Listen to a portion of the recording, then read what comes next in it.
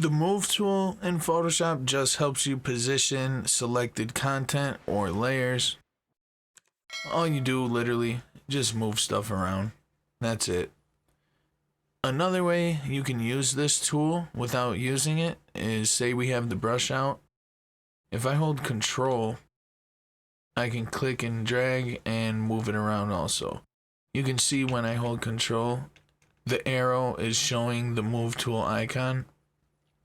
So that's how you know you're actually using it. It's just a shortcut to use the move tool. The options at the top, we got your presets. We got auto select, and you can choose to auto select a layer or a group.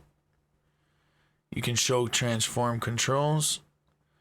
Then you got some align and distribute options. Same if you click this button here. It's got those same align and distribute options there. And then there's a section for 3D mode, and this is kind of outdated because Photoshop isn't going to be doing anything 3D. You're going to have to get the Adobe Substance apps, or you're going to have to use Adobe Dimension. So they're discontinuing it. Other than that, it's a pretty simple tool. Like I said, there's not a lot to it. If you got any questions or comments, make sure to put them in the comment section below.